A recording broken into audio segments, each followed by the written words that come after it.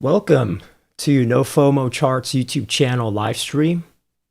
Today is July 6th, 2021. We're back with stock charts and crypto charts, technical analysis education. Quick disclaimer, these videos and charts are for educational purposes only. This is not financial advice. Okay. So what we're going to do in this video is we're going to switch things up a little bit. Okay. So we're not going to do stock market indexes for 1 hour. What we're going to do today is we're going to put in some individual stocks. We're going to put in some individual crypto. Okay. And hopefully we'll demystify some of the charts of what's happening in the world today. But it's very important that we look at the stock indexes. Okay. So Dow Jones. Can you believe it? It's been over 1 year since the pandemic started and the crash of 2020. Now let's just do a quick recap. All right. Get my highlighter. This was, before we move on, let me just show you really quickly. Where we last left off is I marked this resistance level here in the top blue. Okay. See how it broke above that resistance in April, just like 1 month after my last video.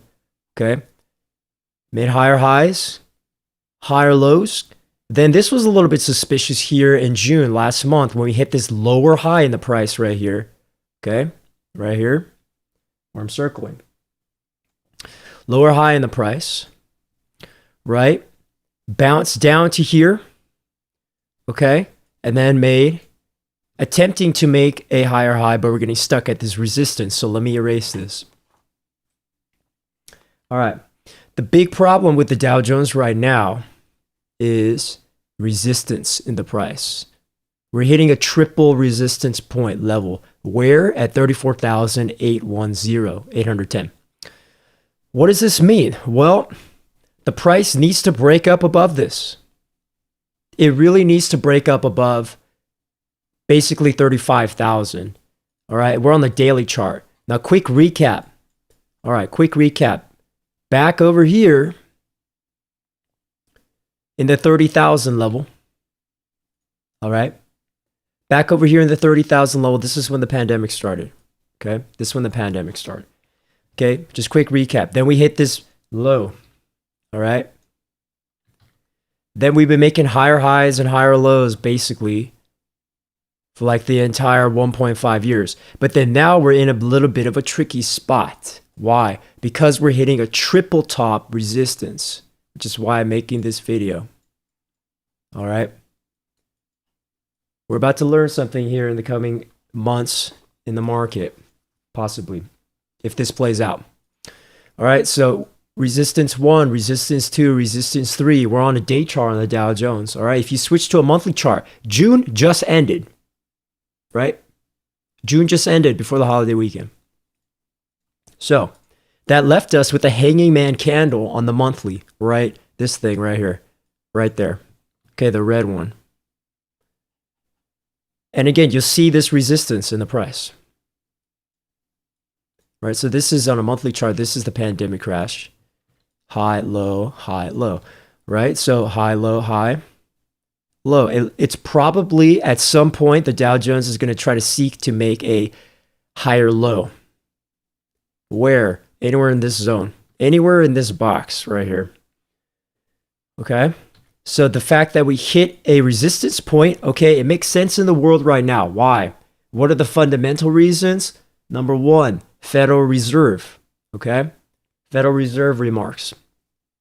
Number 2, Delta variant in COVID-19, right? Then number 3, most likely job market, labor market status. And just, if you just think about sentiment right now, are people super hyped about the stock market?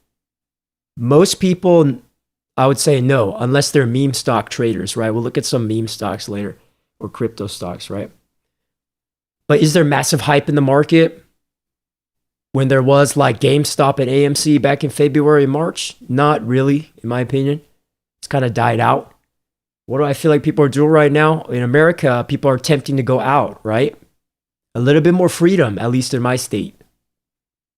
right? Summer vacation. We just had July 4th weekend in America. So like people are kind of in vacation mode, even though there's a lot of bad things happening in the world right now, right? People are trying to like enjoy their life. So it's all correlated, okay? The sentiment, the fundamental news, what's happening, right?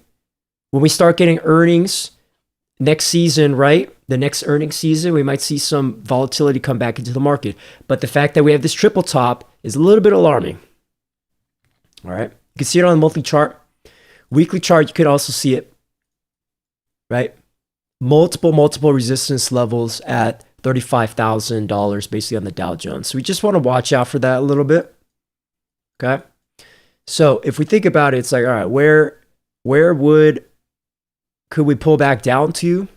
Use Fibonacci. All right. Anything above, I would say 33,236, this level here. In the second yellow right here, I'm marking in blue, could be a higher low, right? Above here, that's not working. Over here, it could be a higher low, right? Monthly chart will really give us the clues, okay? But monthly chart, this is like super long term. It'll take like years, right, to play out.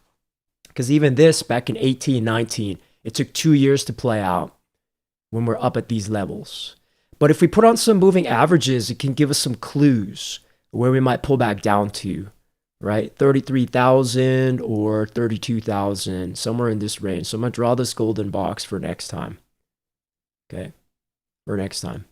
Possible. So that's the bear case scenario, right? We come down into there. Bull case scenario is, let's say Delta variant of COVID-19 like goes away, right? And it's like, oh my goodness, we can go outside. Yes. Then we're probably going to see like this.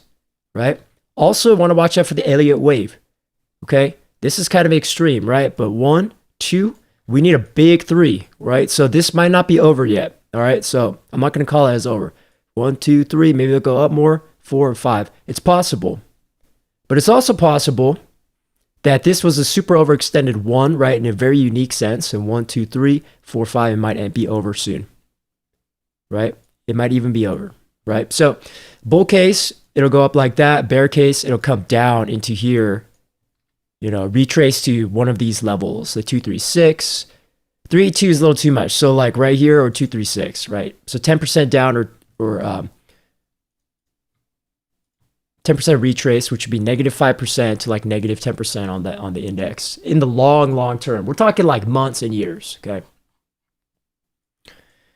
But in the short term, all right, let me turn everything off, make it simple.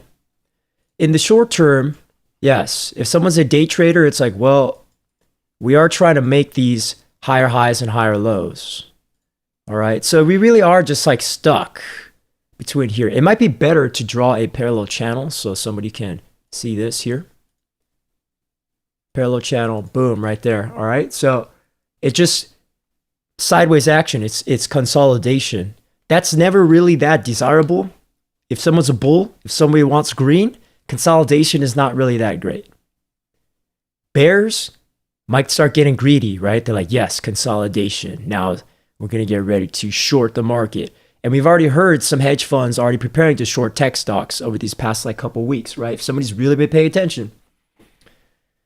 All right, so what's one thing we haven't drawn before we move on? A trend line. Okay, you see a trend line here. All right, I know there's too many lines, so let me just like erase some stuff. Okay, trend line.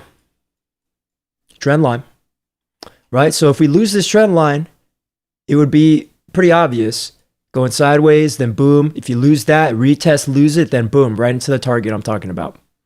Okay, and that 236 level is down here. So we just really want to watch this price action.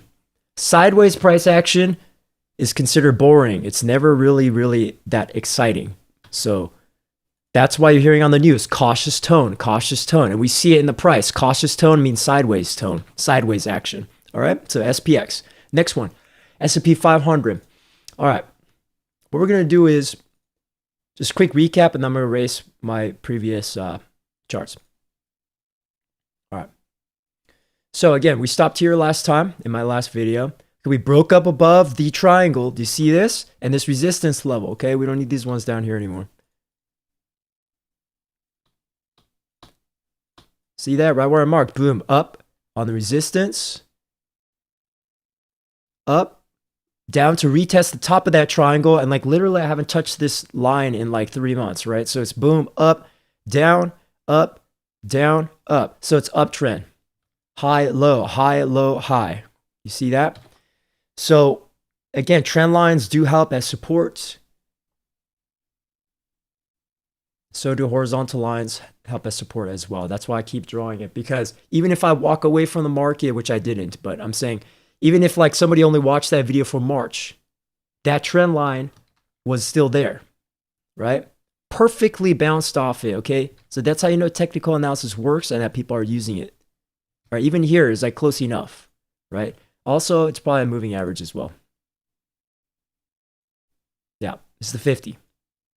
All right, so this, you see like double support right there on the 50 moving average, the yellow, right? But for analysis, I like to turn it off sometimes.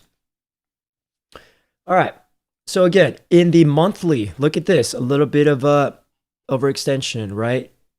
You kind of see it. It's like, boom, we crashed, 1, 2, like that, all right? And so we haven't had a pullback for a little bit. Because if you look, where are these moving averages, right? Could easily pull back to this level, 3,900, and still be in an uptrend. It's totally fine. Weekly as well. Okay, we start losing one of these supports, we're going straight down to the 50. It's possible. Okay, why am I saying this kind of stuff? Well, because if you put on certain tools, right? Like if you put on pivot points on the Dow Jones pivot point, finding that resistance right at the pivot point. You see that? Pivot point, boom, getting stuck right there. SPX has broken above it, so that's good. The next target would be that next pivot point, 10% up, if it keeps going up, right? So resistance and support, very important. But again, this pivot point is down here, the actual white pivot point, okay? The support point, which makes sense.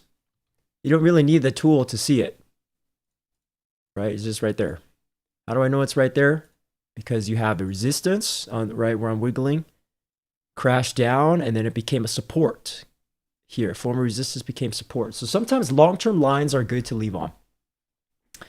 And then it bounced up like crazy, right? Because moving averages to track this. Okay, because pivot points, which I like, and we hit that pivot point and just broke up above it. Starting this month, though, like today. Okay. So again, there's some clues in the long-term charts, some clues, right? Some clues on the RSI, right? That maybe we're losing a little bit of power in the market, which is why I'm making this video. But it's probably going to take weeks and months to play out unless something really bad happens in the market, right? So again, we're on a daily chart now. We'll draw a trend line, which I'm seeing here. We could draw it backwards now, right? So hit that point, hit this point, boom, right there. Okay, that's probably a decent trend line. 1, 2, 3, 4 touch points. There's also a trend line on the top like this. Okay, so it's basically in an upward wedge for like almost 1 year, over a year, right? No, not over a year. It's like 6 months, 9 months, right? So again, the bull target will be the top of this trend line. So easier number would be like 4,500. All right. If it comes down, I could see it coming down to here, 4,165, which is a previous support level. All right. And then another one down here at 4,055. Why is this important? It's important to track price. Okay, it's the S&P 500. It's the top 500. The top 500 publicly listed companies that are selected. It's very important. All right, the S&P 500 represents 80% of the stock market in the USA. So whatever this moves is representing 80% of the movement of the stock market. But that means that 10 to 20% are still going to go crazy at whatever time. Okay, there were still stocks that survived the pandemic crash. I remember that. All right, next, NASDAQ. All right, so we drew this. Okay, let me erase the bottom one so it makes more sense. All right, we haven't hit our second target yet, but we hit our first target. Okay, hit our first target. Now, what I want you to notice is right here, the downward consolidation right here. Okay, in the beginning of this year, downward consolidation. All right, but what happened? It made a higher high, higher low, and then broke out of this wedge. Boom, and then basically came down to test the wedge again. Not perfect, but the psychology is there. Came down to test the wedge and this support level right here. Then bounced up. Okay, and we finally made a higher high right at my target, 14,470. All right, I haven't touched these lines for 3 months. So targets work for investors, right? Like if somebody, for example, where's my tool? Somebody went long right here, okay? And you put your stop loss under this little candle wick on the left side. Let's say 3%, okay? Then try to make 2 to 1, so 6%.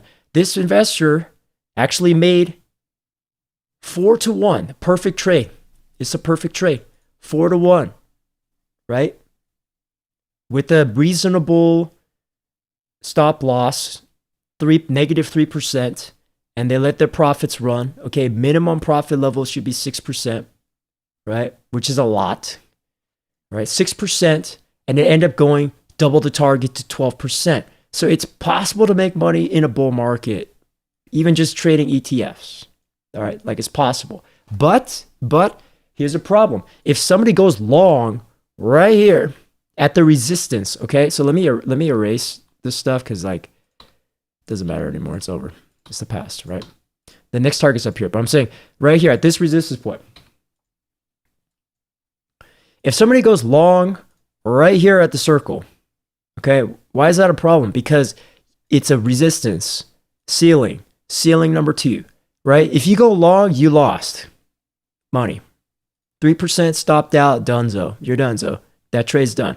And if you like held on to it, another 3%, which a lot of amateurs do, and you pull it down and it's like, oh gosh, I just lost another 3%. Like you try to go long again, you lost another 3%. Why? Because it's resistance. It's bad.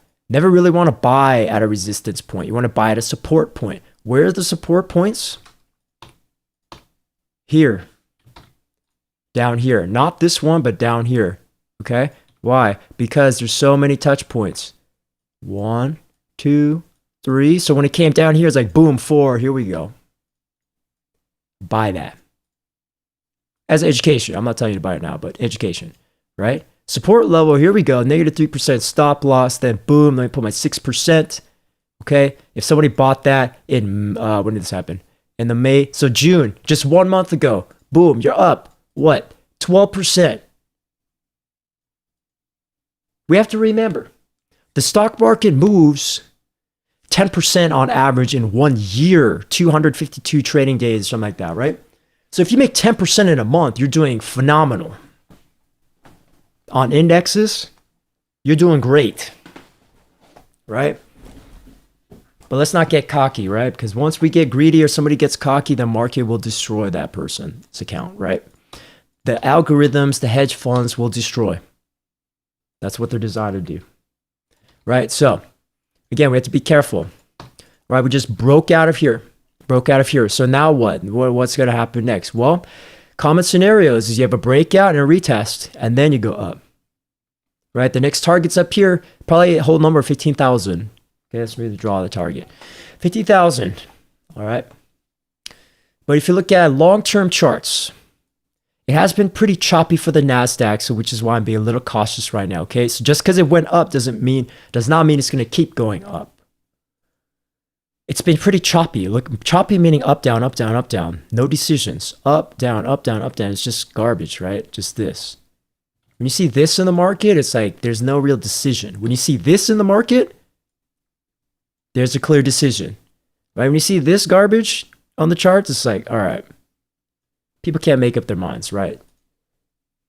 It's choppy price action. So we put up some moving averages. Where can we fall down to, right? At the support level we drew on the daily chart, 12,000, basically 13,000. The pivot point's way down here. You want to be cautious of that. Whenever there's a pivot point way down here, that means you are a little bit overextended on the monthly price charts. Okay, so we zoom into a weekly. Maybe use pivots just to see. All right, so the next target would be right there, exactly 15,000, right where we marked it, without the tool. Okay, we don't always need these tools. But you could see moving average bounces. Like, for instance, this used to be resistance, breakout. Higher low, resistance. This was a little spooky in the market at the end of May. Like it could have been a double top pattern and come down to the pivot. But no, we're in a bull market. So that did not happen. We bounced up. So it's logical that at some point up here, we can make another higher low and then bounce up to make a higher high if the market's going to continue like that. All right. We just want to watch out though. Just watch out. We don't want to get too greedy. We don't want to get too cocky. Okay. When there's maximum greed and maximum cockiness in the market, we're about to crash. All right. So I'm not really feeling that in the sentiment yet. But it is happening though on the meme stocks, which I'll show you in a minute. All right. So if we draw that trend line on the bottom, put that under there. You can see now somewhere here, maybe in August, right? Might pull back down a little bit. All right. All right, so Russell 2000. Again, all I want to show is, yeah, we drew a bunch of lines. Okay, bunch of too much lines. But this old trend line is still holding here. But if you look at the targets, we've been stuck between here, these two targets that I drew. So basically, it's chopping around, all right? Meaning consolidation. Consolidation. Also, we'll draw a parallel channel. You get the middle heart line. Halfway point. See that? Boom, right there. All right. So when we're going sideways, you want to watch out for that a little bit. Okay. When we're going sideways like this, okay. To me, that's yellow flag. All of this just means yellow to me. Long term as an investor, just means yellow. All right. Like yellow light, meaning be careful. Okay. Because when you have a clear crash like this, it's obvious who's in control. The bears are in control here, right? It's obvious when this, in a long-term chart, the bulls are in control. When you go here, it's anybody's game. Anything's possible.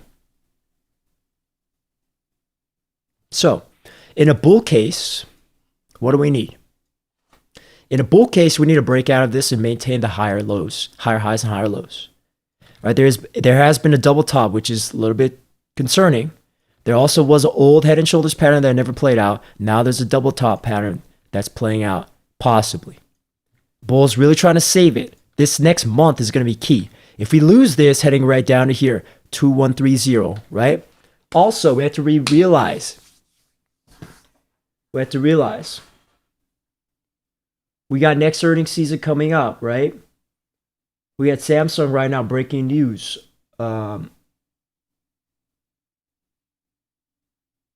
Like 10% higher operating profit or whatever that is, right? So again, remember, stock charts is not all about fundamental news. It's not all about charts, technicals. It's about fundamental news as well. It's about algorithms. It's about sentiment. It's about fear and greed and human psychology, okay? So the human psychology that this is telling me is people don't care right now. People don't know what's going on. People don't care as much, right? In the Russell 2000, okay? Going sideways, hesitation. So we want to watch out for that. Again, look at this large overextension, okay? It's like if you throw a rock up into the sky, I always say, you throw a rock up into the sky, at some point it's going to fold over and then bounce like that, right? So weekly, you could see the consolidation happening, okay? And on the hint, on the RSI, losing momentum. While this is going sideways, oh yeah, that's a recipe for a pullback. Okay. That is the pullback setup. But that pivot's a little too deep. We'll draw Fibonacci's on the weekly. So yeah, probably right here, 2000 is that higher low support probably we're going to see. All right, so we spent a lot of time on the indexes. So now that we know that in the Dow Jones, that in the Russell 2000, we're having consolidation.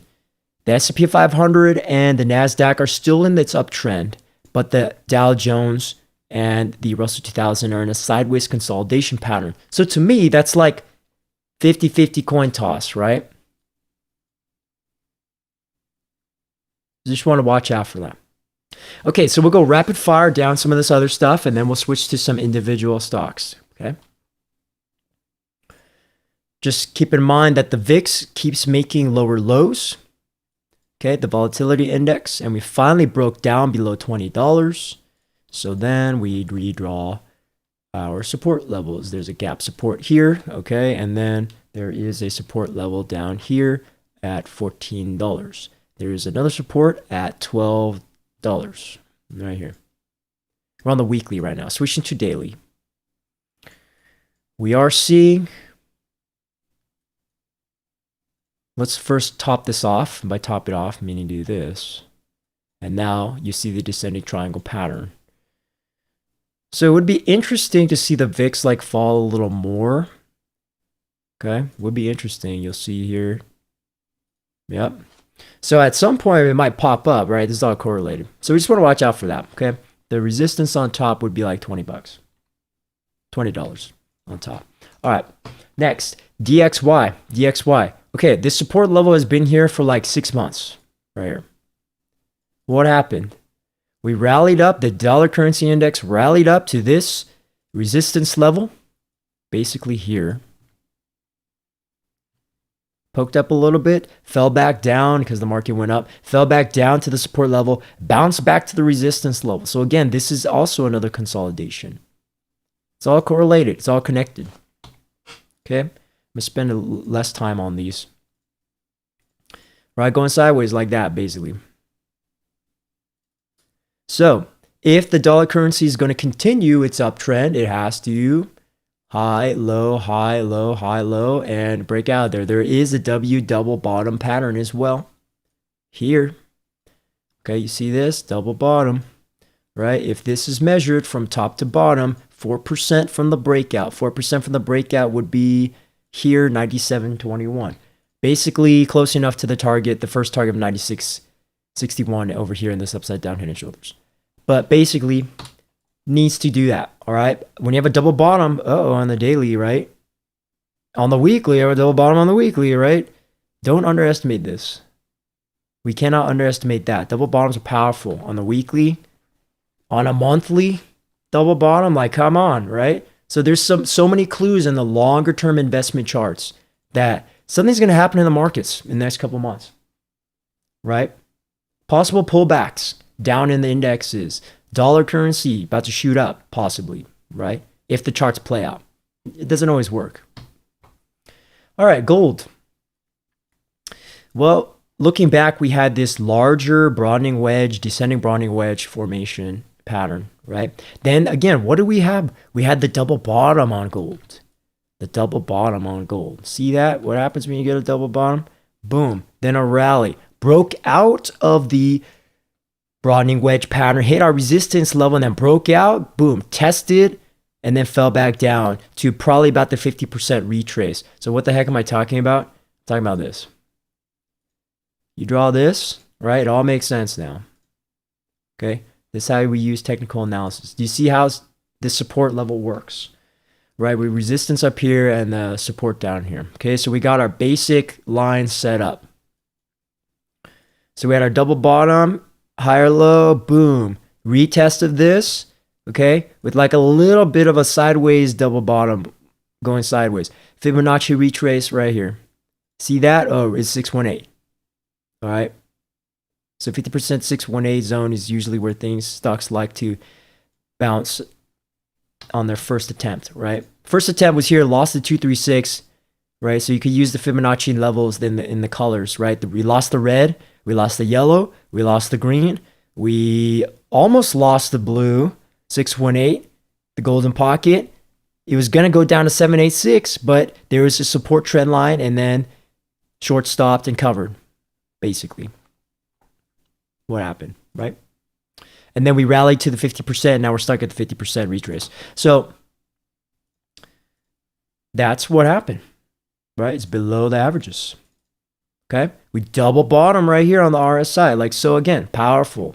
Okay, now this MACD's open. Okay, now it looks like where would the next resistance go? The pivot right here. If we keep going higher high and higher lows, right, like this, next spot could be. Okay, let me just use this for example. Right, if somebody puts what? 3% stop loss on gold below here, just like the Dow Jones example, right? And then you put at least the 1.5, probably put a 6% over time, right? That would take us back to this resistance level. Maybe. Okay, maybe. Maybe. Right? But that's a reasonable trade. A better trade would have been right here at the support, literally right touching it. Then boom, you have plenty of room as an investor. Right? So that's just stuff to think about. Again, we do not want to be the guy. We do not want to be the guy who buys at a resistance level like here. Like you see this yellow line right here. Okay? This blue line. We do not want to be the guy who goes long right there. Why? Because it's a resistance. If you have multiple touch points, if someone thinks like this, I'm going to make 6% right there. And now I'm going to put a 3% stop loss. Boom, got destroyed. Actually got destroyed times 3. If an amateur did not sell, they got negative 8% loss, right? Negative 6% loss, right? They got lucky with this bounce, right? So you never want to be the guy buying at a resistance level going long. Never good idea. Right? Where's a better spot of value? Boom. Double bottom supports. Trend line supports. Right? This trade was risky. It's a 618 bounce. That's always risky. But here, when you get a double bottom support at a previous support level, at the bottom of the formation, right? At the bottom of this formation right here, boom. Not you, but a trader could think, okay, I'm gonna put some risk on the market right here. Risk, you don't even have to risk 3%. You could risk like 1%, which is pretty small. For gold, that's a lot. And then, wow, 1%, and you would have made a 10% profit, right? So no one's going to be perfect. They're not going to buy that perfect double bottom, right? So somebody probably might have bought like somewhere in here. More reasonable, right? Up to 10%. Reasonable, maybe 7%. You just like catch the middle part of that move. All right. So, lesson right there. Okay, so again, bull targets. This is how we get prepared for the market. Bull targets, if this is going to really bounce, all right, then we're looking at 1850, 1900. If we go bear, we're looking at 1700, 1675. All right, those are our targets. All right, I got to go faster. Okay, silver still in this 1 year long sideways consolidation pattern, but basically still trying to maintain an uptrend just barely. You could see it. It's still trying to make higher highs and higher lows, right? Higher high, higher low, higher high, higher low, just barely. So hopefully we'll get a bounce on silver up to 2865.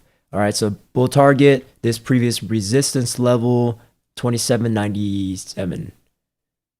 Supports, 2540. Low support, 2243. All right, just keep it simple like that. Keep it simple. You can draw a trend line because it's so easy. Boom, like this. Okay, looking at this, actually we're getting more clues. More clues that there could be a problem on silver. Right, we lost a trend line. It's testing it. It's retesting. So that's why it's important. Sometimes draw trend lines. Right? Without that trend line, you could just say nothing's happening. But no, something is happening on silver. All right, real quick, go to US oil. USO. All right. Oh my gosh, I drew so many lines, right? So we don't really need, this was just an example of drawing a lot of supports. All we really need are these. This is that previous trend line, okay, broke down, consolidated sideways. And again, the reason I drew the top resistance support, sometimes it does get stuck in there like this. All right, so this trend line is over now. Now I'm seeing a new one here, at least 2 touch points. Okay, at least 2 touch points. So what happened is we higher high, higher low, higher high, higher low, higher high, like that. All right, let me just erase everything. We got to look left. Now you see what's happening. There is a larger resistance here. It just took how many years? It took like 1.5 years, almost, right? We got stuck in here in this past, I'm drawing gap resistances, okay? There's a hole here. Gap resistances are powerful. There's a hole here and there's a hole here in the market because then you have gap downs. All right, so boom, you draw this baby right here like that. You could draw another trend line like this. Alrighty. So the next target is obviously somewhere in the $62 range. But again, oil bulls have been kind of greedy. Okay, we had the golden cross on the moving averages on the daily, which is bullish right here. We draw in blue. Right here in the middle of March, my last video. Right, we've been riding this up. Now we have another golden cross on the 100 and 200 EMAs, moving averages. So this is double bullish, right? But the fact is we made a higher high, so it's possible we could get a pullback down on a longer term chart at some point right here. You see the RSI, you see the purple, and you see the MACD losing a little bit of momentum. Okay, this could be considered a double top, losing a little bit of momentum here. All right, so we have bearish divergence on the weekly. On the weekly, the monthly is not showing that much, but so you want to watch out for that. So just a little bit of warning on gold. That's what you're seeing on the news, that oil volatility might happen, right? OPEC volatility increasing. Okay, it's possible,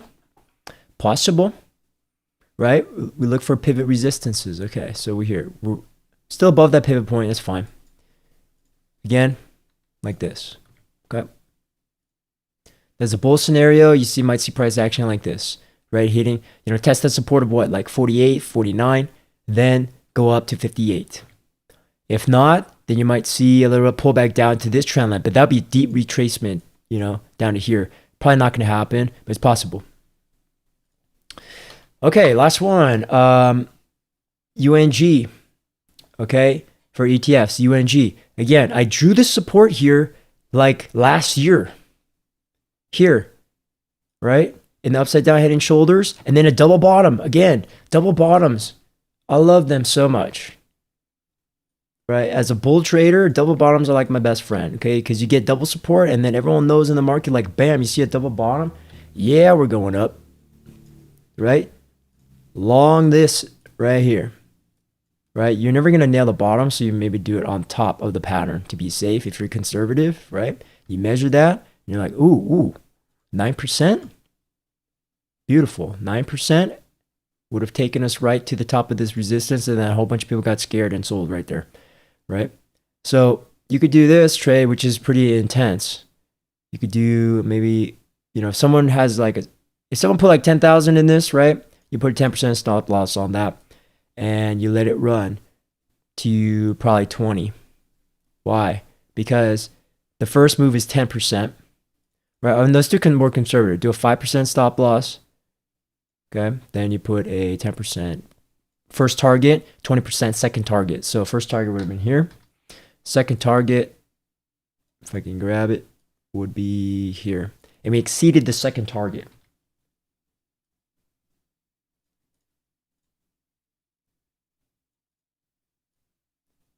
Actually went triple the target. This is a beautiful trade right here. This is beautiful. This textbook. Okay, textbook double bottom. After a upside down head and shoulders. So basically the bottom for natural gas for right now was like $8, $8 to $9, $8.50. $9 was the bottom.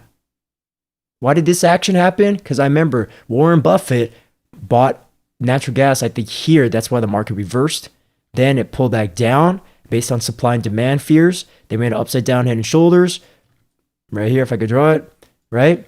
Then you hit that 50% retrace resistance, then you pull back, then you had a double bottom. So it's like bulls are not giving up on natural gas. But where are we right now? Don't get super excited. Where are we right now? We're at a resistance zone. This is all resistance up here. So don't long now. Don't long now unless you're trying to hold for like 10 years, right?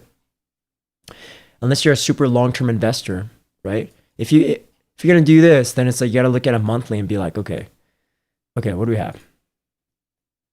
Upside down head and shoulders on the monthly right here. Boom, that's powerful. That's why I went up on the monthly. Right, on a weekly, you also have a weekly upside down head and shoulders, which I taught in a different class. Okay, you still see it here. Upside down, head and shoulders with the neckline right there. Textbook, weekly pattern. You measure this bad boy, 40% from the breakout. So again, 40% long-term weekly would bring us to $15. Okay, so, and then if it's insane, if we're going to get the UNG revival in the market, okay, 80% would be $20 up here, okay? $20 would make sense. All right, hold on, my alarm. All right, so we just went 1 hour or 40 minutes. All right, so, right? But again, it's way more risky for someone to try to just jump in the market right now on FOMO and just be like, yeah, I'm gonna make money.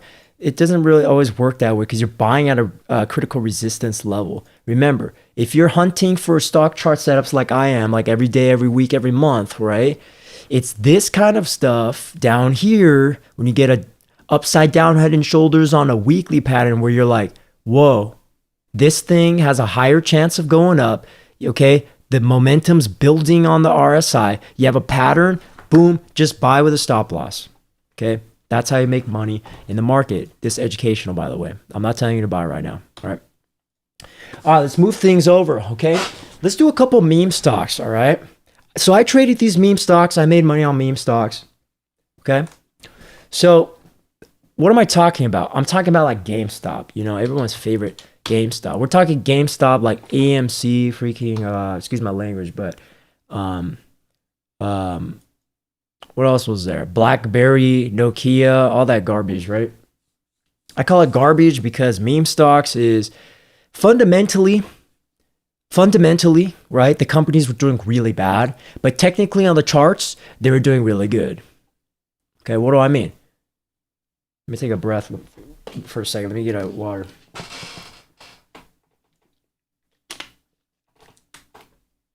All right, so to the one person watching this, thank you for watching and following. I don't know if you're a real human being or you're a robot, a bot, or if you speak English or you don't. Just go ahead and if you have a question, you know, type in the chat box or in the comment box. And if there's any stocks or crypto you want me to look at, just let me know, okay? I'm always happy to do that when I'm on live stream for people, okay? So we can learn. All right, but we're on the day chart right now. GameStop, GME, everyone, the meme stock boss right here that started it all. The heck was happening in this stock? Boom, uptrend. How do I know? You just draw a trend line. Super obvious. Right. That's not right, but hold on. This thing is tripping out on me. So grab a decent spot. So let's say here. Okay, so it was already uptrending here and then it went berserk. Okay. So if you do it like this, right, and then you drew the triangle on top. Okay. Right? It was in a giant equilibrium pattern. Okay. But even on a shorter term, why did GME recently pop up? Well, it was in a daily consolidation pattern in the triangle. Okay. And you measure. I like to measure a little conservative, so like the middle. All right. It's 75%. What the heck happened here? 131%. Okay, so I guess people were measuring this part over here. 161%, right? So, yeah. About 230% divided by 2, which bring us to somewhere around here, like 135, 120, right? So that makes sense. It's never perfect, but it makes sense, right? Again, you had a triangle breakout, okay, here. And then you made higher highs and higher lows. And then where do we stop? Where do we stop? There has to be an end point, right? We stopped at the resistance. Resistance. The ceiling. Okay? Ceiling 1, ceiling 2, and then ceiling 3. There's like a little stick right there, right? A little doji candle, right? Ceiling 3. So then we have to think about it. Wait, if there's a ceiling, where's the floor? The floor is right here temporarily. 129. So if we look at price action like this on GameStop, right? It's literally just floating around in the middle heart line right there, testing that support in the middle. So we just have to watch out for this longer term trend line, like way down here, okay?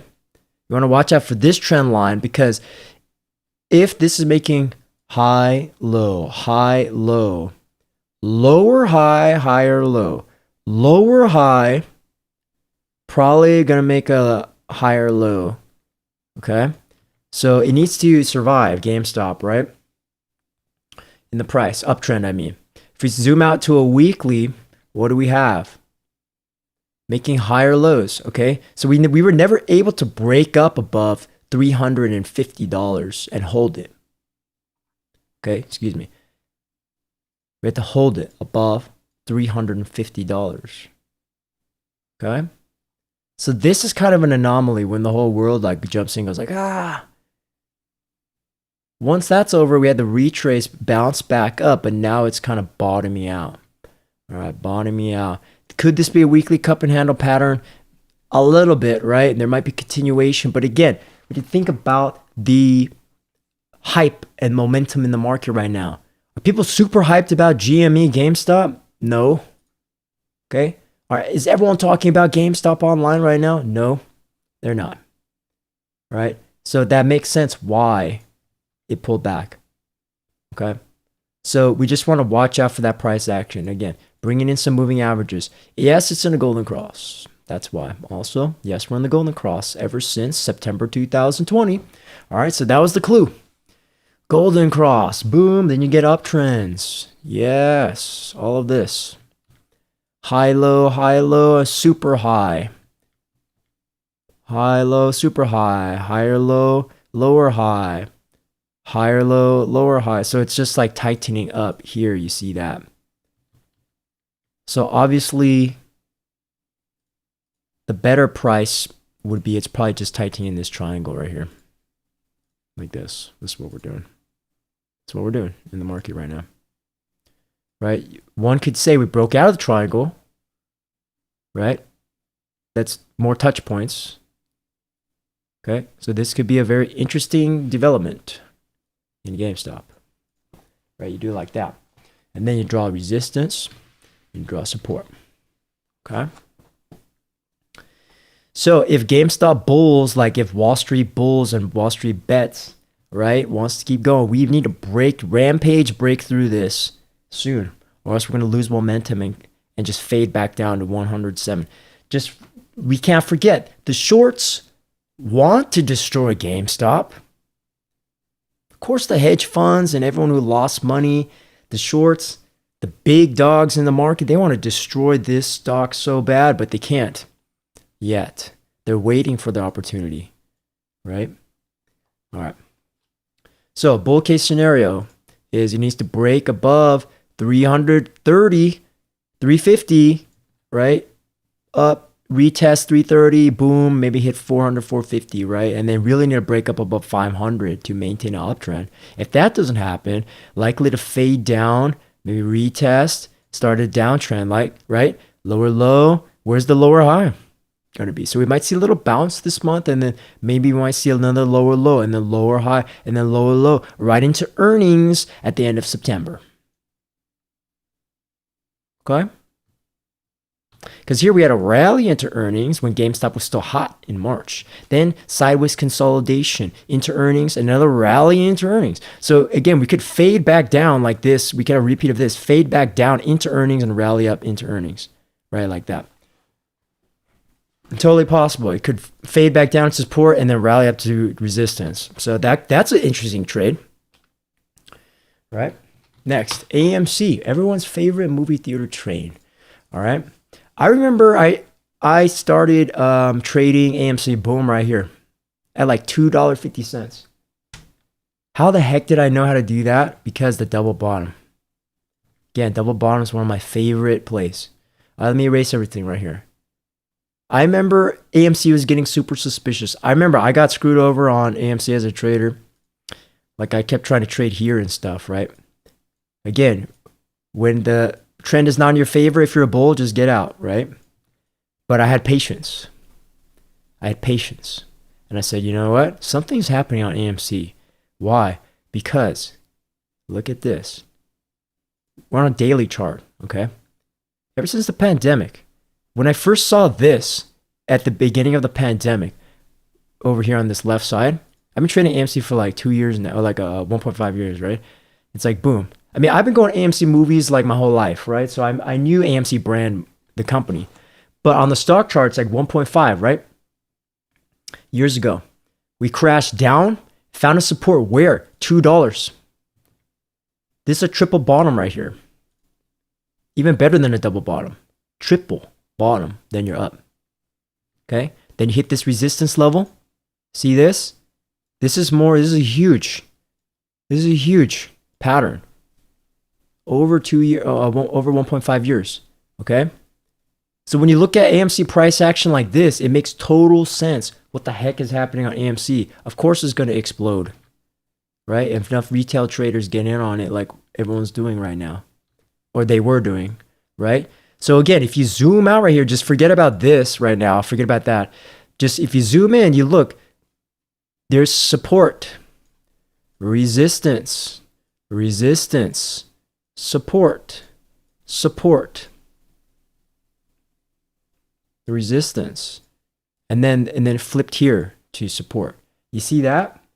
Just using resistance and support, we're able to identify trade opportunities on a volatile meme stock, and we have a plan for it. You know what I'm saying? It makes sense on the charts. Okay? I remember back here in like the beginning of 2021, I was telling people like, hey man, you know, something's going to happen on AMC. And people are like, what am I talking? Steve, what are you talking about? My name's Steve. Right? No FOMO charts. What are you talking about, dude? Bro, what are you talking about? They didn't listen to me. When I bought in at $2.50 and $2 on AMC, you know what I'm saying? So, it's possible, okay? It's possible to make trade opportunities. So let me draw it cleaner. All right, that's why you always want to be drawing resistance and support on like every single daily chart you're coming across. Why? Because it's going to, at a certain point, if you have enough patience, I drew the support here like March 2020, right as the pandemic was recovering, April 2020. I was like, wait a second, you have a triple bottom here, save that for later, that price. And then as the year progressed and we said, wait, resistance here, June 2020, resistance here, September 2020, like a year ago almost. Then there's a whole problem with AMC and like things like, you know, we're shutting down again, like, dang it, right? Then it crashed into earnings, right? Retrace up, boom. What happened here, okay? Now that you see this, you keep drawing support levels and you keep looking left, right? Keep looking left. You look at a monthly chart, right? Now it's at its all-time high. It was at an all-time high of like $74, $75. But up until this point, all the targets were there. Even a monthly, you got a double bottom on the monthly. My goodness. My goodness. If somebody doesn't believe a monthly double bottom, it's like, what are we trading then? You know? Weekly double bottom. Huge. Multiple support level. Huge. Daily double bottom. Huge. Setups. Right? Again, if you're watching this wherever you are, you're getting like the #1 price pattern secret for daily chart trading right now. You're getting it right now. You know? People are going to make you pay $10,000 for this. I'm just telling you for free right now. Wherever you are. You're getting the secret right now. Unless you're a robot. Unless you're a bot. Algorithm, right? I hope you're a human being. All right, so daily chart. And then what the heck happened? I remember I drew this on a Sunday. I still remember this day. Boom. I said, wait a second. There is you put in the work. You draw the charts. You draw a trend like, wait a second. There's a symmetrical triangle on AMC daily chart. I remember this day, specifically May 6th, like 2 months ago. And I was like, wait a second. Symmetrical triangle on the daily is another pattern. Plus or minus the measurement of the triangle. Plus or minus 150%. Okay? Conservative, that's liberal. Conservative was like, I was like, okay, we might go at least plus or minus 34%. What ended up happening? Boom. Breakout plus 450% because of meme stock mania. Meme stock mania. if you measure this, if we measure the whole triangle, right? If you're like a liberal trader, that's 330% from the breakout. Yeah, we went basically 300, 400%. So it's possible, right? But then at the same time, it could have went back down to like $2. So that's the risk. Okay. So would I have put my whole account on this? No, absolutely no way. Right? Because again, there's unlimited. Well, there's some pretty serious downside to that, right? But still, let's say somebody nailed the top of this thing. There is a 500% opportunity on this breakout. My goodness, right? And then where was the stop loss? The stop loss was 25%. Maybe 30 if you draw this, okay? Let's say 30%, right? So then, now we're talking about trade management and position sizing, right? Does somebody put their whole account on this trade? No. If you want to survive long-term in the market, the answer would be no. You put a portion, a little bit of your account. So let's say if somebody has $10,000 trading account, this is an example, okay? This is not financial advice. $10,000, okay? And the stop loss is, you're like willing to put negative 25%, which is bear market correction, downside territory, right? If something crashes more than negative 25% on any stock or index, it's official bear market territory. So then you put that on there. You say, I'm going to risk negative 25%. Okay? With the potential upside of 150 to 300% on the top, right? So the target, more reasonable, 300% would be target 2. Okay? So then you put your target here, you set it there. 150% would be what? $30. Put the first target there. All right? So let's just pretend none of this other stuff existed. All right? Like we didn't know it was going to go to 75, but you just knew it's going to go somewhere here to 30, maybe a 50, right? It ended up going to 75 though. And I'm looking at a log chart, so actually it looks more like this. Okay, that's why my chart looks weird. I'm using a logarithmic chart, okay, for big explosive moves, right? But on a regular chart, it looks like this.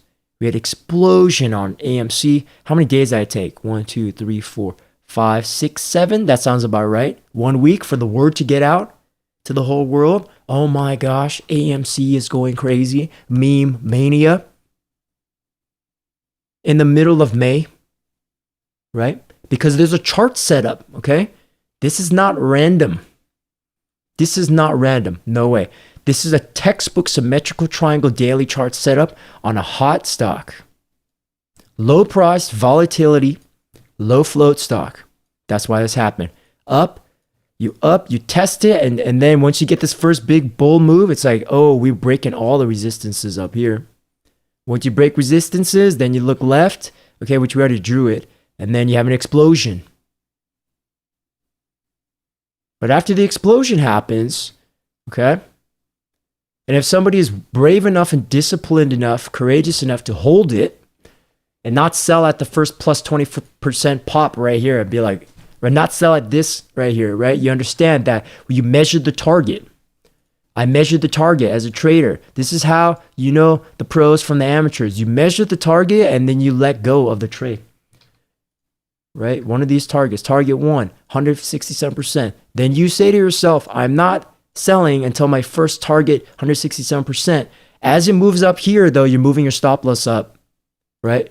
Like you're starting your stop loss at negative 25%, then it goes up and you immediately move it to 0. Break even, right? Now you're managing the trade. 0, boom, like this, right? And then you put it like a trailing stop loss of negative 25%. So it just keeps following it. You might have got stopped out here, right? So instead of trailing stop loss, like maybe put a stop loss here at the top of this previous resistance, right? Now support. So $20 is your stop loss now. And then you're just pure in the green. And then you just read the day charts day by day. Or if you're an investor, you look at the weekly charts.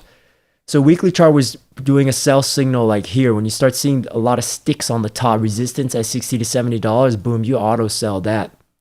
You get out of garbage stocks when you're up a lot. You get out of garbage stocks. unless you're holding for a super long term. Okay, but AMC might not be a pure garbage stock. Okay, AMC is a real company with real uh, locations. Okay, I'm not saying AMC is garbage. I'm just saying, usually though, in junk stocks, right, when you have a massive plus 500%, plus 10, plus 1,000%, you probably got to get out of that, right? Because the first big move on AMC was from $2 to 25 right here, right? So that was like a 10x, basically 2 to 20 is 10x, right? Then you retrace down significantly, right? Then you get huge momentum on the top of this RSI. So just using RSI, you could have been like, whoa, we hit 95 RSI again. That's bad, right? You hit 95 RSI on the AMC stocks, it's like, you get the heck out of there, right? Right? You get the heck out of there. Yeah, double top, you get out of there. Okay? So there's the trade setup on AMC for the person who just joined. Thanks for watching. We're doing some meme stocks. We just did GameStop, now we're doing AMC. Where was the setup on this? Okay, we had a symmetrical triangle that measured 150 to 300%, and then a breakout. Okay, breakout and then up. This is totally predictable if you're brave enough. You went up 350%, and then you automatically sell that garbage stock.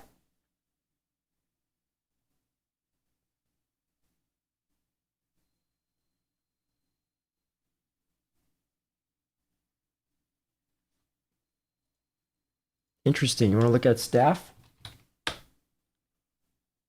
Are we talking about staff 360, eh? All right, let's talk about staff. All right, this is about to become another meme stock. All right. Let me do some analysis on staff. All right, so staff. Deep retracement. This is meme stock, Wall Street bets, favorite setup. You find stocks that have completely collapsed, right? But I got to switch to log so I can actually see. Right, with bullish divergence at some point.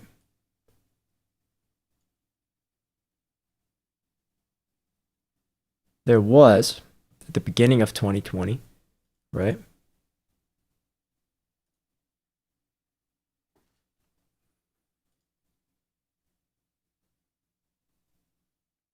So the split's happening tomorrow.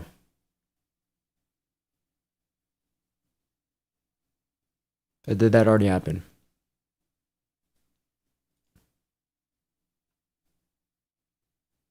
Basically today. All right. So again, we look at price action. Okay. Discipline. Where's the support level? Also, okay, it's not just the stock split. All right. If you look at this, there's upside down head and shoulders here. Obviously, that is going up. Okay. It's just the stock split happened to coincide with that. Also, there's the upside down head and shoulders on this pattern, and there's a double bottom as well. So let's measure that. Okay. We're using technical analysis in this video. You measure it. 12%. What the heck happened today? 20%. 24%. Even higher, right? So we hit that double the target. Okay. So that was one trade setup. I didn't see this one on Staff 360. Okay. I heard of this company many times. Staff 360. But what was the stop loss? If someone's an investor, it's a negative 20, negative 25% stop loss to the downside. Someone's a trader, probably just like 10% or 5% swing trader. A scalper would put like a 2%, 3%, right? But again, it's already popped up. Okay, what is it doing? We had the retest. Okay. Yeah, let me see.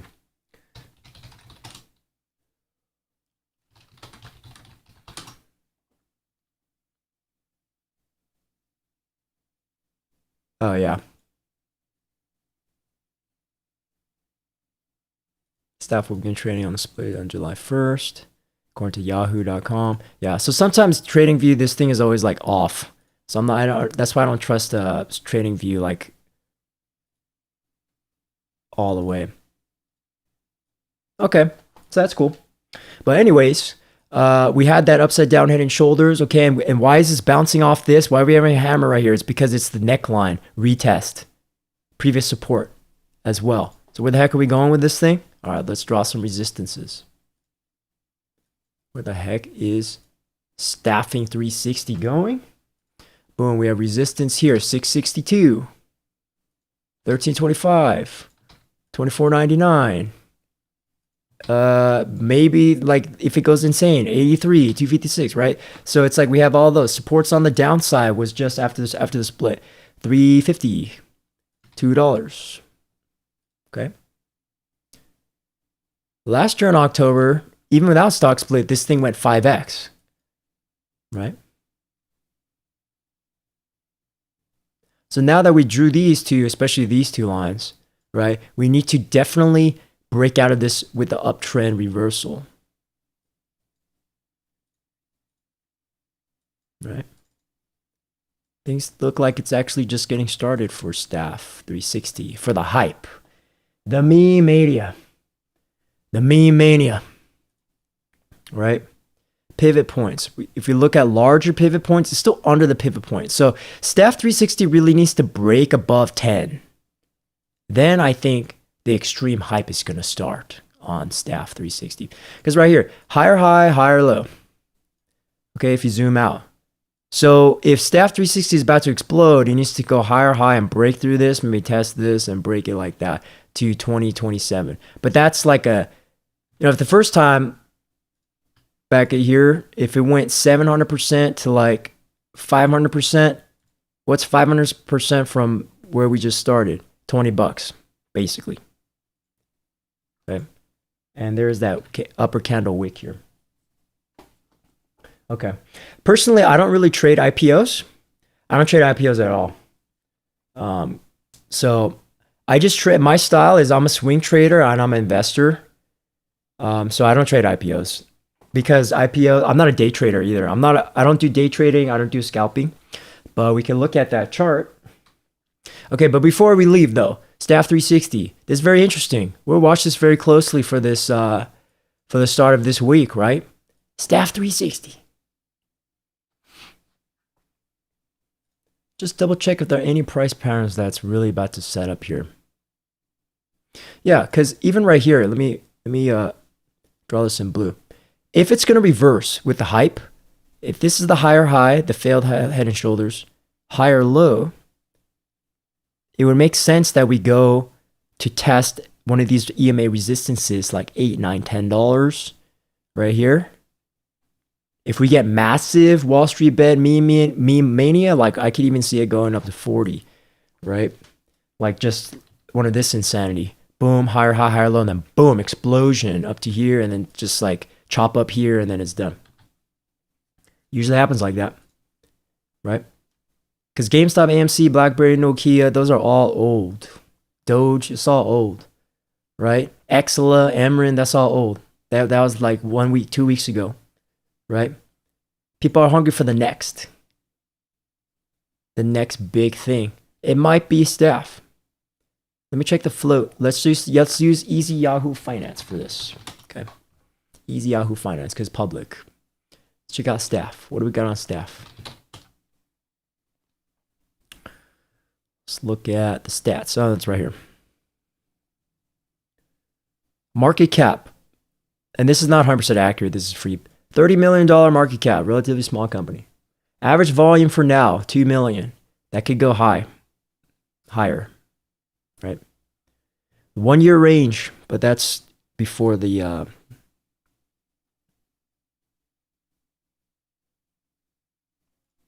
stock split.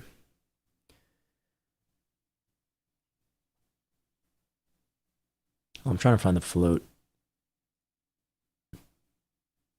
Float 5 million. That's why. Hello, right here.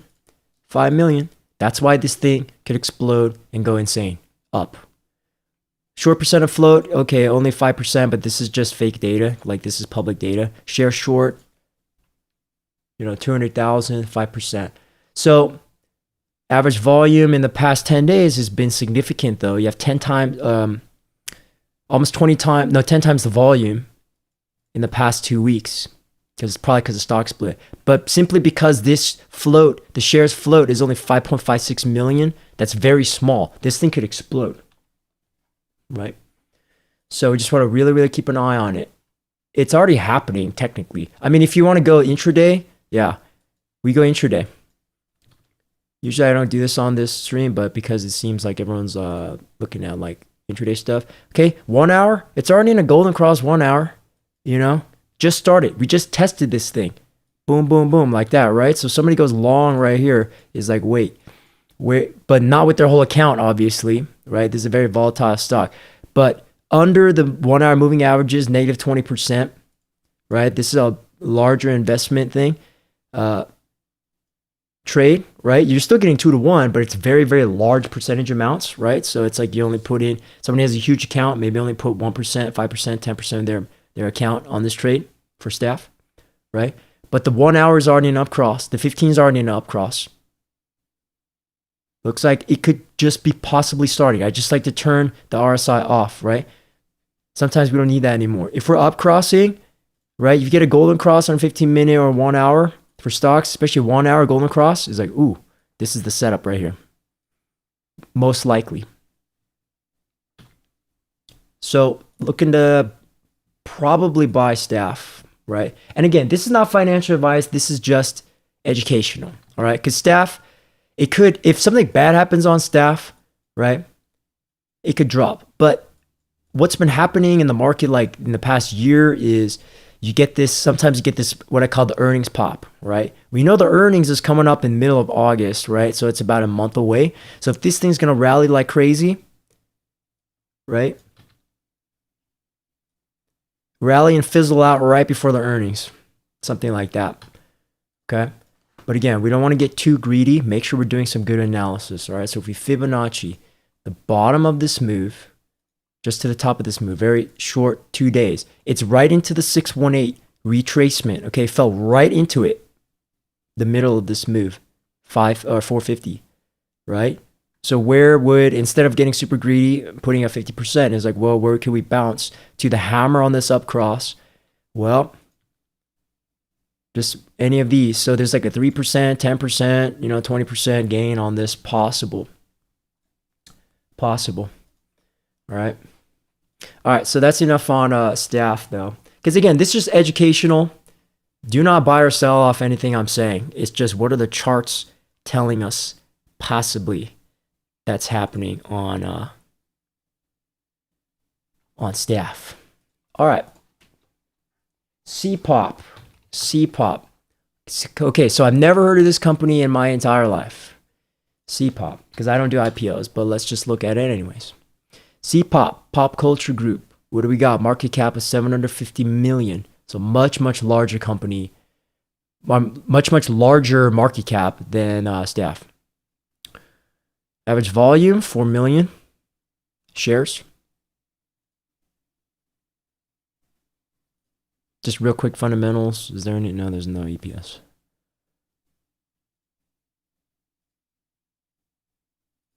Go to the stats.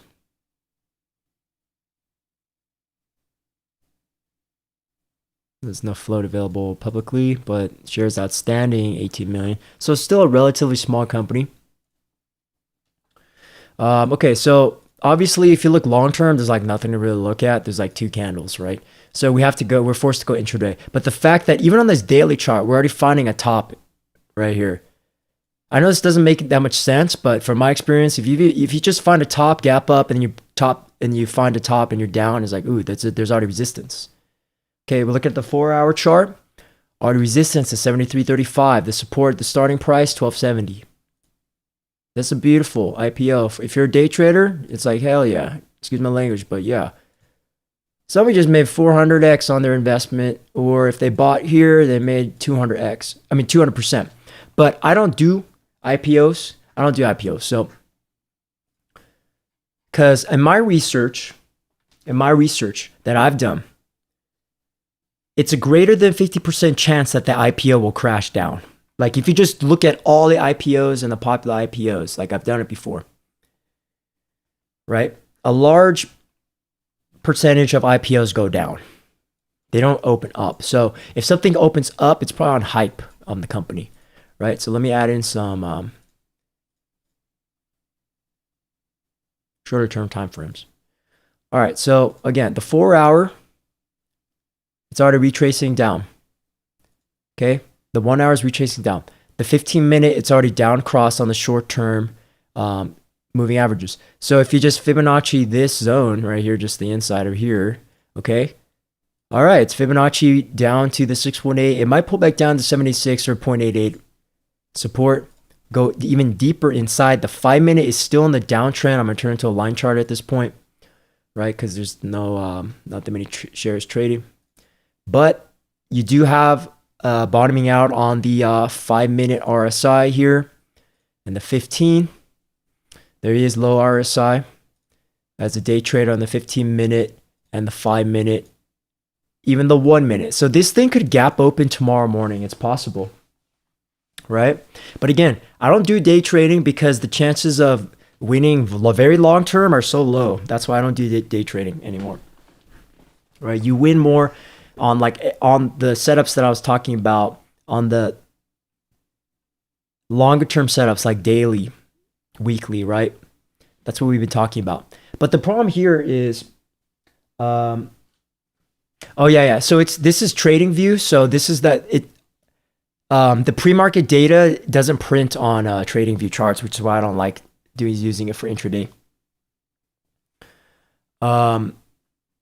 Yeah. So if it gapped up pre-market to 93, that happened in the pre-market.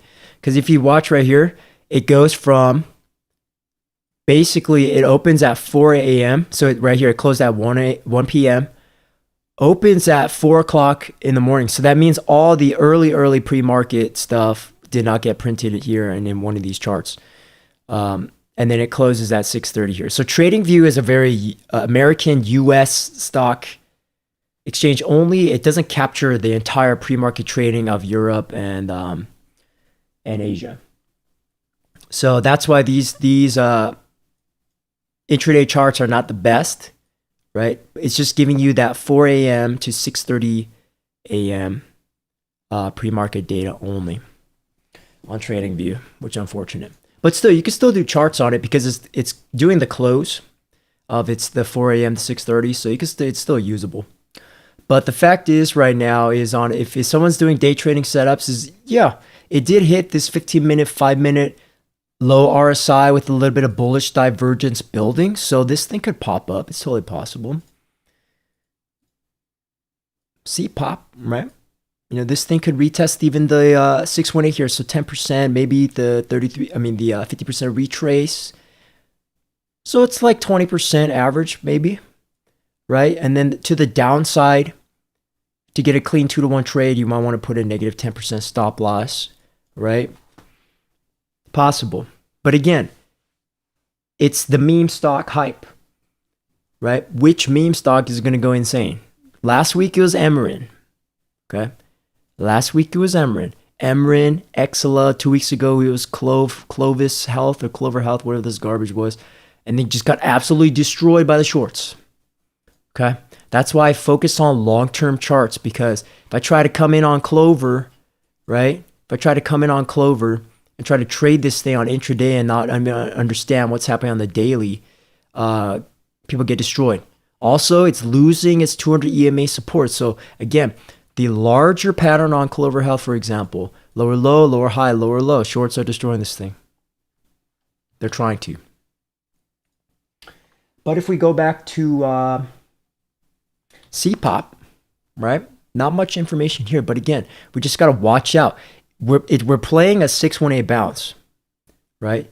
So if the 618 bounce does not work on CPOP, this thing's probably going to make a lower low, right? Because again, there's a 1 hour head and shoulders here. Down, lower low, lower high. Hit this resistance point to a lower low. Where did it go? To the previous resistance breakout here. All right, so it makes sense that after this was done, shorts destroyed it on that one day, pre-market, and then bulls tried to bounce, and then shorts said, nope, we're going to destroy it again. Okay, down here, Now it looks like the shorts have shorted, and then once it hits that RSI bullish divergence on the 5-15 minute, okay, then it might bounce. But it's not always true because sometimes it even needs to go to 1 hour low purple RSI, right? So it really depends on, are traders actually going to pay attention to this thing tomorrow and this week for the next week or two, right? Just want to be careful. That's why you always need a stop loss and don't trade with your whole entire account. Like, don't go all in on CPOP tomorrow. Like, don't do that. Do not do that, right? I've heard of so many people blow up their accounts because they got too greedy. Only put a percentage of the account, you know? Especially when it's like a new stock, right? That hasn't established itself. Like, I understand if somebody wants to go all in on like Apple company, right? Because that is an established company with products, right? So yeah, IPO craze, right? Yes, for day traders, it's a day trader's paradise right now. IPOs, meme stocks, volatility galore. But for me, I'm a swing trader investor. I focus on longer term time frames. So let's take a look at what you're talking about, because it's very interesting to look at IPO stuff, even though I don't touch those, you know, unless there's a clear setup. Let's look at these.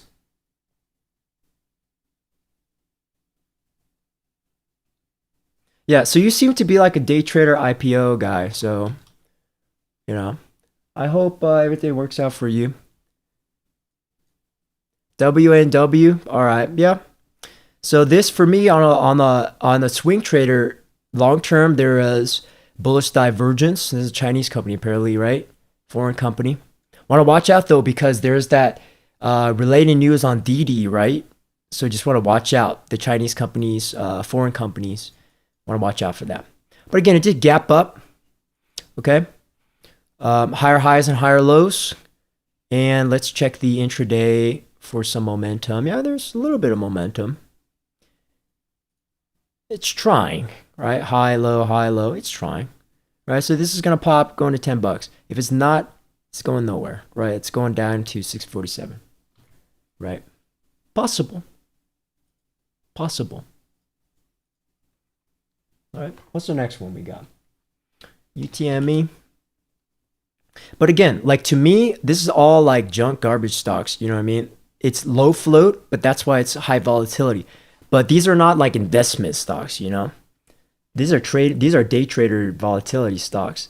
Shorts love this stuff. They love to destroy these kinds of companies. Hedge funds, they love to destroy this garbage, right? So you want to be careful though. Want to be careful. This just got shorted to hell, down to support, negative 81%, U time. Did I type this one in right? U time, right?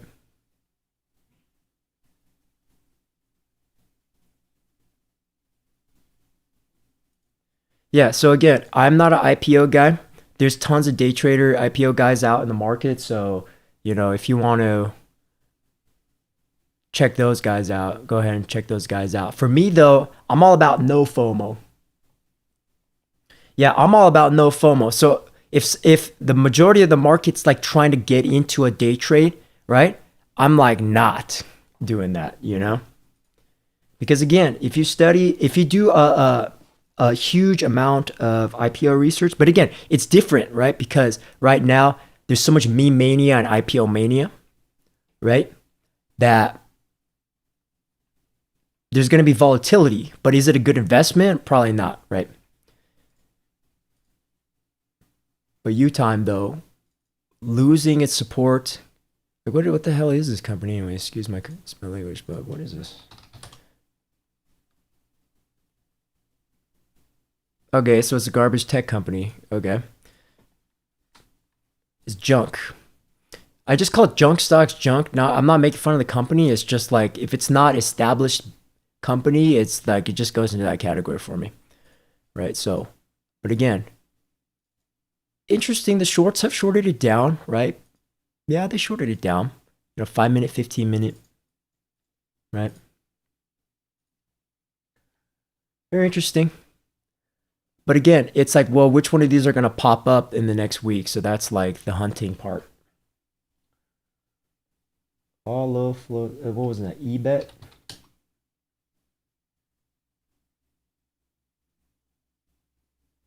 Yeah, but the IPO date for me, that was like these are old. These are April, right?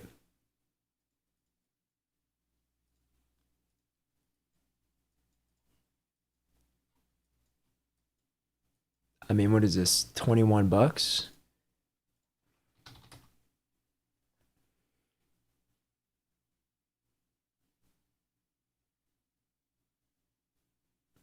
Yeah, so I don't do like IPO trading. So this stuff, I mean, good luck to you.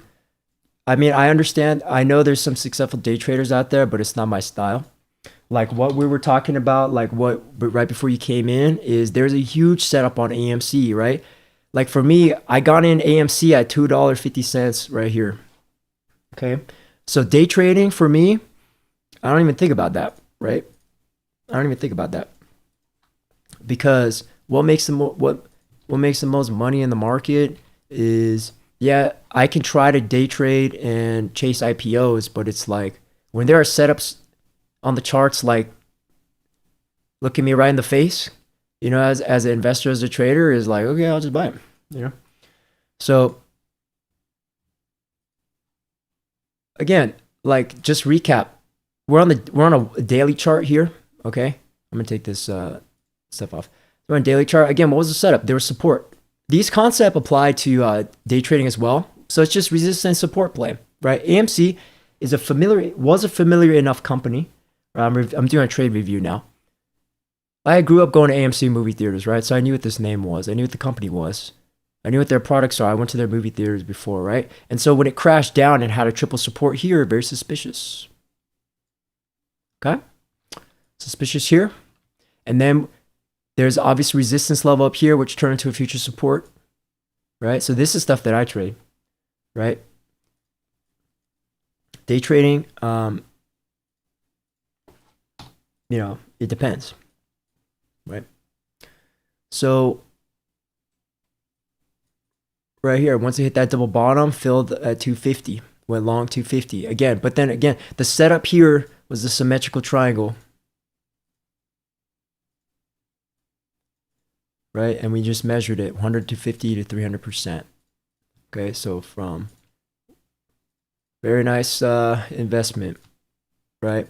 Also, there's like a Chinese millionaire guy who also saved the market here. That's why it didn't go down as well. Some Chinese million guy, I think he bought like, I forgot how many millions of dollars of shares did he buy. Did he buy like, it was on the news. Did he buy like $20 million worth or like something huge? And he saved the company, basically. He helped save the company. He probably is responsible for this thing, right? So my style of trading is swing trading and investing like longer term. Okay.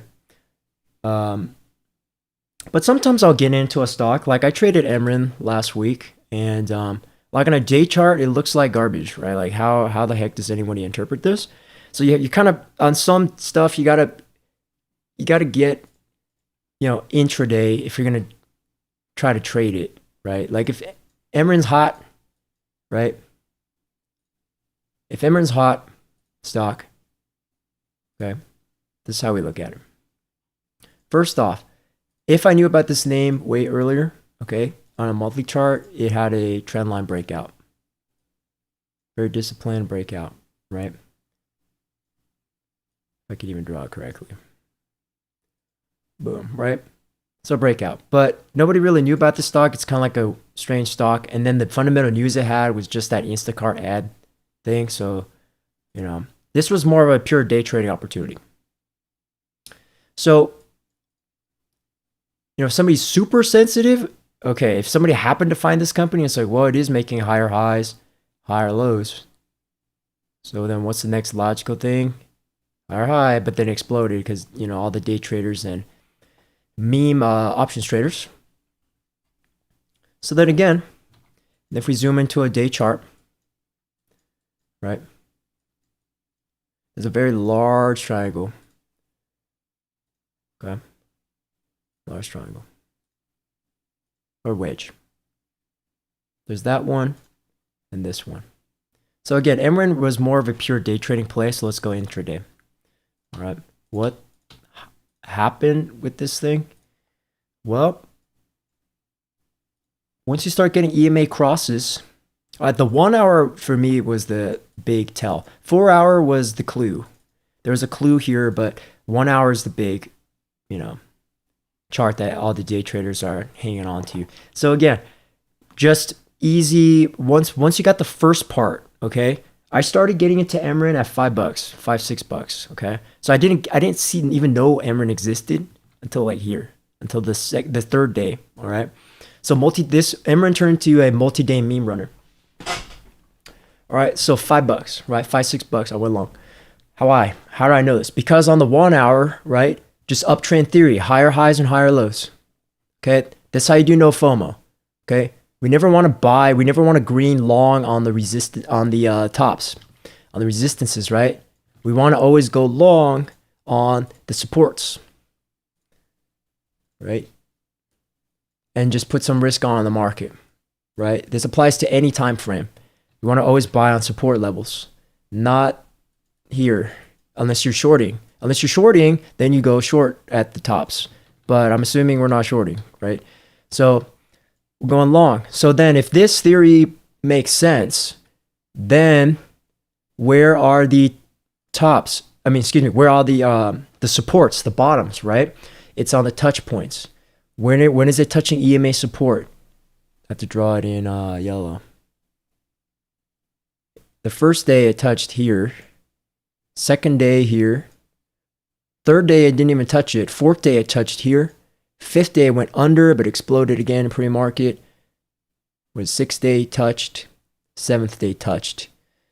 But the problem is it's starting to get a little overextended, right? Day traders moving on to other names, right? Day traders moving on to other names. You know what I'm saying? So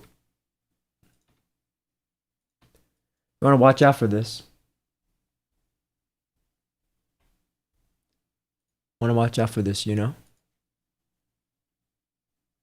Again, right here.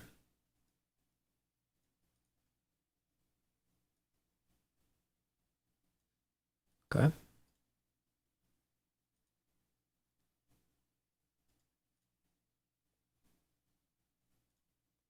$4 hours.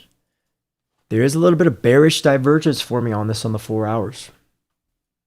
Okay. So I want to watch out for that in this market. Again, I'm a swing trader. Day traders basically make money for me. Okay. In the sense that they're the ones pushing the price up every day. I just got to make sure I get in and get out at the right time as a swing trader, as an investor, right? But again, personally, I don't really trade meme IPO stocks that much, right? I'm not trying to make 10,000, 1,000% 10x in like 2 days. That's what Wall Street bets, meme bets, IPO bets, junk stock bets. That's what they do, right? But for me, I'm more about consistency. It's like I want to win and make money in the market and not try to chase money. There's a lesson here. Whenever somebody tries to keep chasing money, when you start chasing in the market, that means you're late. You know what I mean? When you start chasing money, you're late in the market. You want to be careful when you're late. Okay, so we did enough meme stocks today. Thanks to NASCAR All Out, who supplied us with these interesting day trading setups and charts and stuff like that. So very interesting, right? But let's move on to crypto, and we're going to end here, okay? Excuse all the background noise today. All right, so the last 30 minutes of this, we're going to look at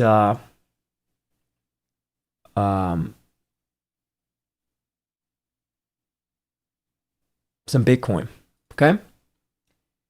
Bitcoin.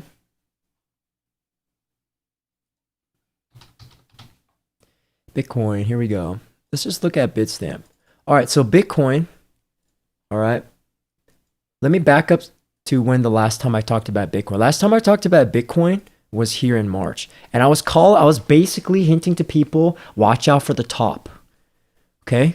I said in the video, like verbatim, if $65,000 Bitcoin is the top, and it was, where would we go down to? Just rewind to that video if you want to quote me on it, right? Where we go down to? What did I do? Again, this is why I stick to long-term charts, because short-term people are just going to try to scalp their 1, 2, 3, 4, 5% on Bitcoin, right? But for me, it's like, no, I need to make like 10 to 20% on Bitcoin as a swing trader. I'm talking big money. Okay. So, yeah,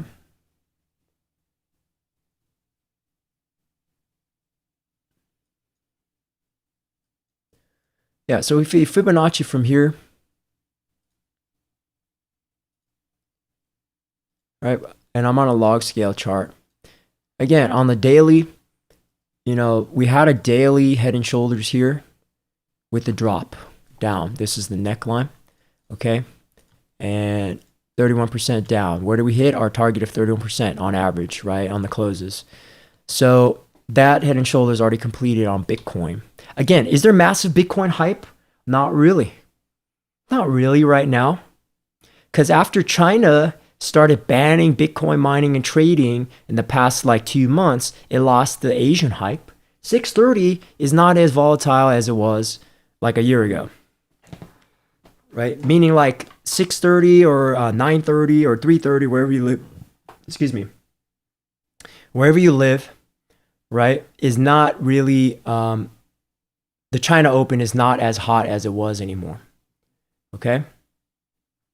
So, what are we moving on to? I want to point out to people, there has been a potential weekly head and shoulders, right, on Bitcoin. Maybe. This is the big scary thing that all investors are looking at right now. It's like, wait a second. If this thing is true, and we do have a massive negative 80% pullback on Bitcoin, ooh, it's going to hurt. Anyone holding right now? Ooh, it's going to hurt. That will bring us back down to $6,000 Bitcoin. It's not impossible. It's not impossible to go down negative 90% on Bitcoin. It's happened before. Negative 90%. Let me do closes, though. We don't want to get too bearish here. If we want to get closes, though, right? Yeah. So like 80 to 90% pullback could happen, right? So like $6,000, maybe in down. If something really bad happens, like, yeah, we can get shorted down to hell to like 4,000, 5,000. So like 4,000, 5,000, 6,000 could be the super bearish targets if like the market goes real bad. So worst case scenario, Bitcoin goes to zero if it's banned in USA and like all the top 10 like G7 countries, right? Bad case scenario is we have a huge pullback down based upon some fundamental news like a hack or a ban or just miners capitulation, right? That would be that negative 80%. But realistically though, what's been happening in the market? We're trying to hold on to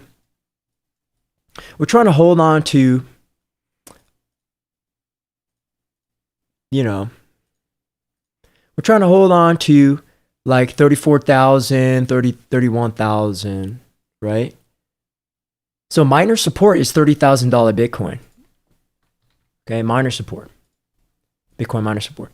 And we hit that level and bounced up several times. But again, trend theory, lower low, lower high, lower low, lower high, lower low, lower high actually has been happening. Low, high, low, high, low. So I was wondering like, this July 4th weekend in USA, are we going to make this lower high? Not yet. We had a W turn into an M. Double bottom turned into a double top. So the market is mixed right now on crypto. But the RSI is showing us some momentum. It's just the longer term charts are saying, wait, there's something bad that could happen. If we're going to bounce up, we need to reverse this and stop this, find support here and turn this to an uptrend, right? So to get clues about what's happening, we got to go inside. We got to go inside, right? It's 4 hour, 1 hour. Very choppy. Even on 4 hours, this is pretty choppy for Bitcoin on 4 hours, right?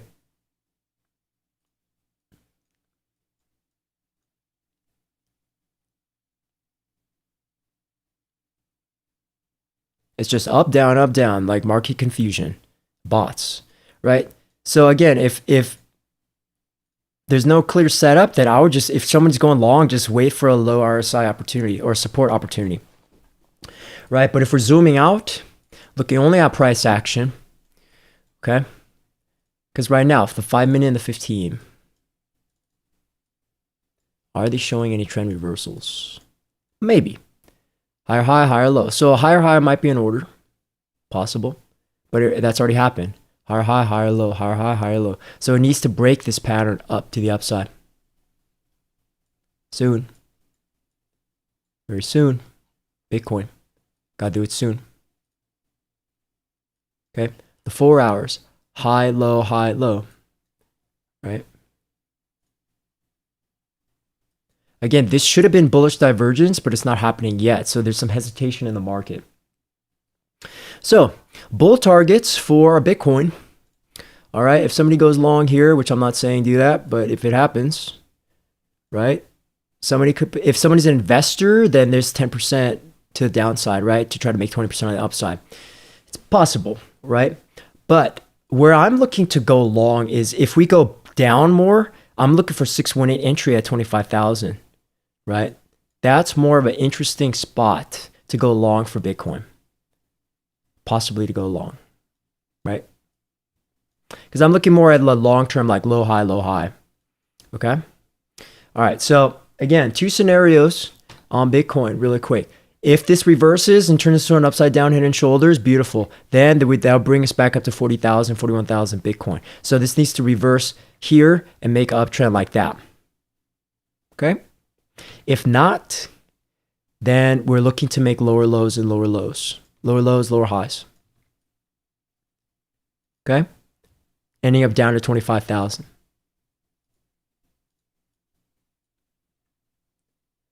All right. So ETHUSD. ETHUSD. Right, Ethereum. People have been talking about Ethereum, and that's nice. We did have that temporary double bottom divergence, right? Bullish divergence to the upside. But again, if I look at longer term charts, a little bit overextended to the upside. Weekly was showing bearish divergence, but kind of reset into the middle of the RSI there. We had this reversal divergence here, so it's going to, the question is lower low, lower high, lower low, lower high. Yeah, there could be bull scenario, maybe one more down and then turn into an upside down head and shoulders, continuation.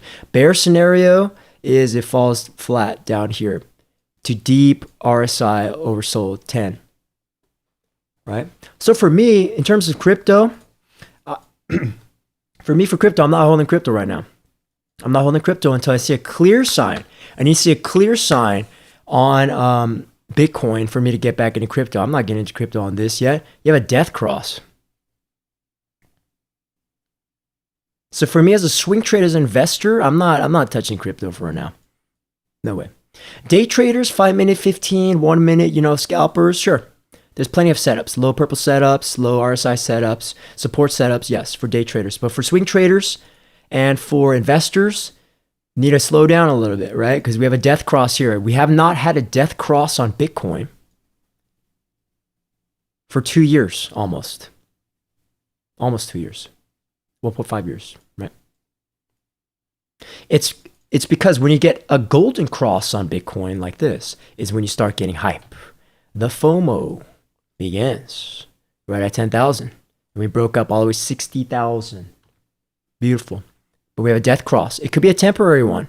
It could be like this happening, right? And then we had a COVID crash. So again, the charts is looking similar like this, like pre-COVID. So that's why I'm hesitating because I'm like, will history repeat itself? Will we somehow get a rally and then a breakdown? We get a rally and a breakdown. Is it possible? Possible, right? Lower low, lower high, and then lower low might happen, right? So I kind of want to see a little bit more evidence we're going up before I go long on Bitcoin. Okay, Ethereum, same deal. Yes, we're testing the 200-day moving average. Lower low, lower high, lower low, lower high. So again, it needs to continue this uptrend like that to stay bullish. If not, we're making another lower low. All right, let me look at Litecoin. And so Litecoin in its death cross, right? So again, We had higher high, higher low, high, low, high, low, high, lower low, lower high, lower low, lower high. So again, are we going to bounce up to the 50? Are we going to bounce up to test the 618? Is the question with the price. Yeah, we got the double bottom divergence, bullish divergence.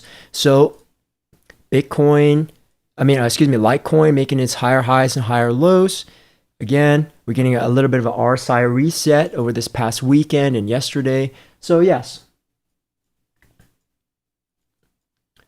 High, high, high, low, high, high, high, low, high, high, right?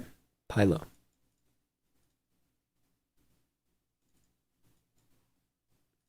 Okay. So again, the weekly charts giving us some kind of warning that unless things get bullish, we might see things go to the downside in the long term. Short term, yeah, we might get short-term bounces up. So that's why I'm really watching for this. Lower low, lower high, lower low, lower high. Right? 4 hour, we are getting high, low, high. It's in a 4 hour uptrend technically. Short term, 1 hour, a little bit consolidation, but bulls trying to keep the 1 hour up cross alive. All right, since we're sort of going overtime because we did a lot of intraday stuff, let's look at Doge. Another meme stock. Start off on Doge on the monthly chart. Okay, I need to look at a different chart, like an older chart. Let's look at Doge USDT on the OG Binance chart. Here we go. Okay, so we're looking at the Binance USDT chart because it's old. So monthly, look at this huge run we had on Doge. Higher highs, higher lows, explosion up. Weekly, higher highs, higher lows. I'm using a line chart so you can see, right? EMA up cross, higher highs, higher lows. Day chart, higher highs, higher lows. Except for now, right? This is when we start getting lower lows and lower highs. Okay. The 4 hour chart, death cross down. This is where we start looking at, once I saw we had this double top on the RSI for Doge, this bearish divergence, I'm like, time to get out of Doge, right? Once we had the SNL failure, SNL fiasco, I was like, I'm out of Doge. No more Doge, right? I trade on the crash down, made like 50%, 40% on this pump. I made that, right? Very risky trade. But again, higher highs, higher lows, right? This trend line was basically broken.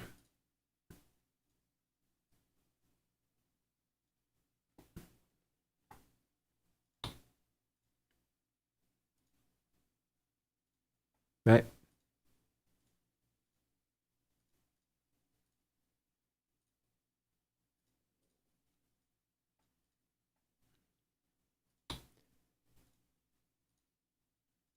Okay. So kind of in a consolidation pattern going sideways right now. 4 hours, still stuck here, right? Just want to be mindful of the support down here at 15 cents on Doge. Okay. And the 1 hour's down here. All right, so Doge, it's still in a downtrend, but a possible reversal could happen. It just has to break out of the triangle on a short-term time frame, on like 15 minutes to get out of here, right?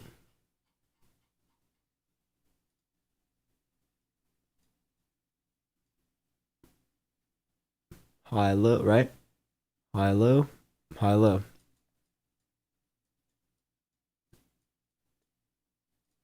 Right here. Wouldn't be surprised if I see a drop down to 15 cents. Again, it's correlated Dogecoin with Bitcoin right now. So Bitcoin's going down. That's why Dogecoin has been going down. Now, if we use Fibonacci levels to understand support and resistance, this is the last one for today. All right, there's a log scale, by the way. So all-time highs on Doge, right? Broken. Now we're retracing. Bounced off the 618 very nicely, double bottom, or dirty upside down head and shoulders, I call it. Then we crashed down to 786, testing the 618. So this pattern, if you pay attention, lower low, lower high, lower low, lower high. A lower low could be an order for Doge down to 10 cents on a bearish scale. But if Bitcoin reverses, we have some good news. This could turn into some strange type of, if it just reverses here and goes up to make a higher high, then it could be a daily trend reversal, right? If this happens. Possible, but the hype on Dogecoin is like non-existent right now. Like again, people on the net, they're obsessed about day trading, IPOs, options trading, and making quick money. But again, we already made money as investors and swing traders this year. So you want to be cautious in the market right now. Okay, everybody? Again, we kind of went over time today, but thanks so much for watching and following. Please remember to click subscribe, hit the like button, turn on notifications for any new videos. If you want to donate to the channel, there's Patreon and PayPal links below. Just a reminder, these are for educational purpose only videos. Okay, this is not financial advice. Thanks for watching. Hope you have a great week and trading week. All right, see you next time. Bye-bye.